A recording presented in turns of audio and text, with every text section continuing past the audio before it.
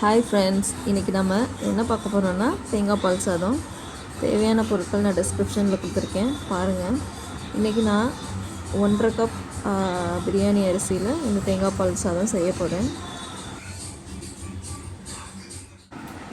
அதுக்கு முதல்ல ஒரு குக்கரில் எண்ணெய் 2 tablespoon, 1 tablespoon ghee, தாளிக்க வேண்டிய பொருளை ஆட் பண்ணிக்கோங்க.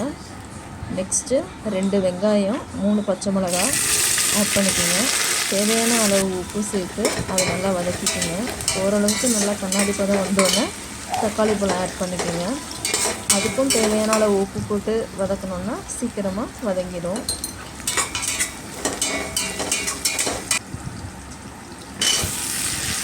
இன்றைக்கி நான் 2 தக்காளி பழம் எடுத்துருக்கேன், மீடியம் சைஸில். நெக்ஸ்ட்டு 1 பொடி கொத்தமல்லி, 1 பொடி புதினா ஆட் பண்ணிக்கோங்க.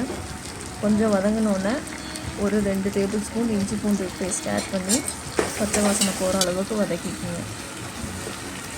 அதுக்கப்புறம் நான் இன்றைக்கி ஒரு அரை மூடி எடுத்திருக்கேன். ஸோ அதில் ஒரு 3 கப்பு வர மாதிரி நான் பால் எடுத்து அதில் ஆட் பண்ணிக்கிறேன். 1.5 கப்பு அரிசி எடுத்ததுனால நான் 3 கப் பால் ஆட் பண்ணிக்கிறேன். நீங்கள் உங்கள் மெஷர்மெண்ட்டுக்கு ஏற்ற மாதிரி ஆட் பண்ணிக்கோங்க.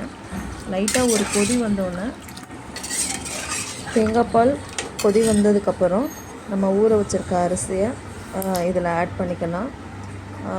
உங்களுக்கு இந்த ஸ்டேஜில் உப்பு தேவைப்பட்டுச்சுன்னா அதையும் நீங்கள் ஆட் பண்ணிக்கோங்க. இதில் நான் ஒரு 8லேருந்து 10 அளவு முந்திரி பருப்பு நான் ஆட் பண்ணிக்கிறேன். 1 டேபிள் ஸ்பூன் சீரகமும் ஆட் பண்ணிக்கிறேன். இது தேங்காய் பால் சாதத்துக்கு ஒரு கூடுதல் சுவையை தரும். கொஞ்சமாக கொத்தமல்லி ஆட் பண்ணிக்கோங்க.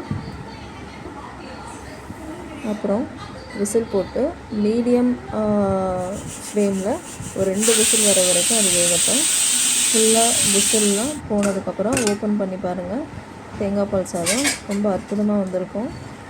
இதுக்கு chicken gravy, paneer gravy or mushroom gravy best choice. So enjoy guys. Thank you for வாட்சிங். நீங்களும் வீட்டில் செஞ்சு பார்த்துட்டு நல்லா இருந்துச்சுன்னா கமெண்ட் பண்ணுங்கள்.